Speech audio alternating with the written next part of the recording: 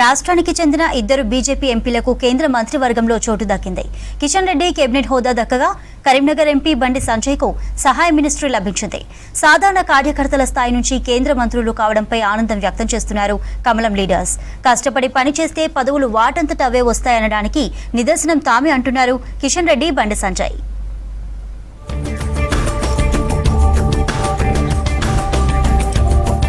కేంద్రంలో కొత్తగా ఏర్పాటైన ఎన్డీఏ ప్రభుత్వంలో తెలంగాణ నుంచి ఇద్దరికి మంత్రి పదవులు దక్కాయి.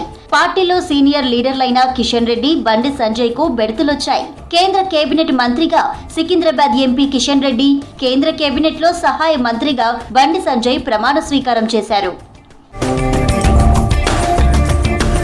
రంగారెడ్డి జిల్లా తిమ్మాపురం గ్రామంలో మధ్యతరగతి రైతు కుటుంబంలో జన్మించిన కిషన్ రెడ్డి సాధారణ కార్యకర్తగా బీజేపీలో చేరి కేంద్ర మంత్రి స్థాయికి ఎదిగారు.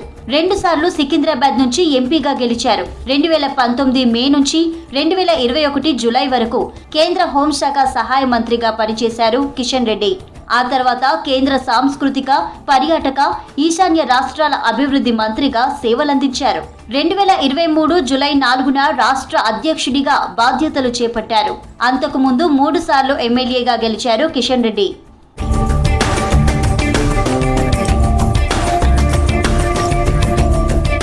తెలంగాణలో సొంతంగా 8 ఎంపీ సీట్లు గెలవడం రికార్డన్నారు కేంద్ర మంత్రి కిషన్ రెడ్డి. తెలంగాణ ప్రజలు మోదీ, బీజేపీపై విశ్వాసం ఉంచారని వివరించారు.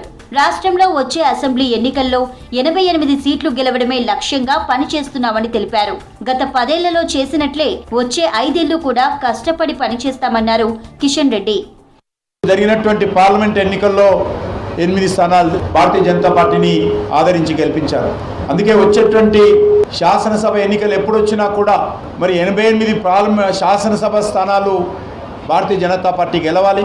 ఒక క్యాబినెట్ మినిస్టరు, ఒకటి ఎంఓఎస్ స్టేటు, ఇద్దరిని తెలంగాణ నుంచి మరి పెద్ద మనసుతో ఎంపిక చేయడము నిజంగా నేను తెలంగాణ ప్రజానీకం తరఫున కూడా నరేంద్ర మోడీ గారికి ధన్యవాదాలు తెలియజేస్తా ఉన్నాను. భారతీయ జనతా పార్టీ ఏ రకంగా సిద్ధాంతపరంగా పనిచేస్తుందో, ఏ రకంగా కార్యకర్తల ఆధారంగా పార్టీ పనిచేస్తుందో దీన్ని బట్టి మనం అర్థం చేసుకోవచ్చు. తెలంగాణ నుంచి కానీ, ఆంధ్రప్రదేశ్ నుంచి కానీ ఈరోజు మరి కేంద్ర మంత్రులుగా ఎంపీ చేసినటువంటి 3 కూడా ఒక సాధారణ కార్యకర్తలుగా పనిచేసినటువంటి వాళ్ళు ఈరోజు కేంద్ర మంత్రులుగా భారతీయ జనతా పార్టీ నియమించడం జరిగింది. ఇక కరీంనగర్ నుంచి వరుసగా 2వ సారి గెలిచిన బండి సంజయ్ కేంద్ర కేబినెట్ లో సహాయ మంత్రిగా ప్రమాణం చేశారు. 1971 జులై 11న కరీంనగర్ లో జన్మించిన ఆయన 12 ఏళ్ల వయసులోనే రాష్ట్రీయ స్వయం సేవక్ సంఘ్ లో చేరారు. 2005 నుంచి 2019 వరకు కార్పొరేటర్ గా పనిచేశారు. 2019లో మొదటిసారి కరీంనగర్ ఎంపీగా గెలిచారు. ఆ తర్వాత బీజేపీ రాష్ట్ర అధ్యక్ష పదవి చేపట్టిన బండి రాష్ట్రమంతా పాదయాత్ర చేసి పార్టీ బలోపేతానికి కృషి చేశారు. ఢిల్లీ పార్టీని తెలంగాణలోని గల్లీ గల్లీలో తెలిసేలా చేయడంలో బండి సంజయ్ కీలక పాత్ర పోషించారు. బీఆర్ఎస్ ప్రభుత్వంపై పోరాటం చేశారు. బీజేపీ పార్టీ సంస్థాగత మార్పుల్లో భాగంగా తెలంగాణ రాష్ట్ర అధ్యక్ష పదవిని కిషన్ రెడ్డికి అప్పగించిన హైకమాండ్ సంజయ్ ను జాతీయ ప్రధాన కార్యదర్శిగా నియమించింది.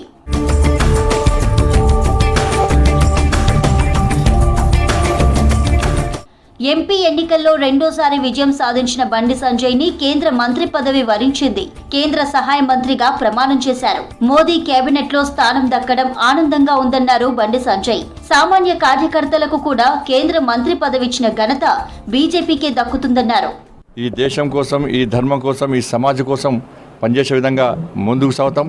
అందరం కలిసిమెలిసి ముందుకు సాగుతామని చెప్పి ఈ సందర్భంగా తెలియజేస్తూ మరొకసారి ఇంత మంచి అవకాశం కల్పించినటువంటి నరేంద్ర మోడీ, మా ప్రియతమ నరేంద్ర మోడీ గారికి, మా జాతీయ నాయకత్వానికి, నన్ను ప్రోత్సహించినటువంటి నా కరీంనగర్ పార్లమెంటు నియోజకవర్గ ప్రజలకు, కష్టపడి పనిచేసి నన్ను పార్లమెంటు సభ్యునిగా గెలిచినటువంటి కార్యకర్తలకు అందరూ కూడా శిరస్సు వంచి నమస్కారం తెలియజేస్తున్నాను. ఇక ఏపీలో ఘన విజయం సాధించిన ఎన్డీఏ కూటమికి కేంద్ర మంత్రివర్గంలో 3 మంత్రి పదవులు దక్కాయి. శ్రీకాకుళం టీడీపీ ఎంపీగా హ్యాట్రిక్ కొట్టిన రామ్మోహన్ నాయుడు కేబినెట్ మినిస్టర్ గా ప్రమాణ స్వీకారం చేశారు. గుంటూరు నుంచి తొలిసారి గెలిచిన పెమ్మసాని చంద్రశేఖర్ సహాయ మంత్రిగా ప్రమాణం చేశారు. నర్సాపురం బీజేపీ ఎంపీ భూపతిరాజు శ్రీనివాస్ వర్మను సహాయ మంత్రిగా కేబినెట్ లోకి తీసుకున్నారు మోదీ.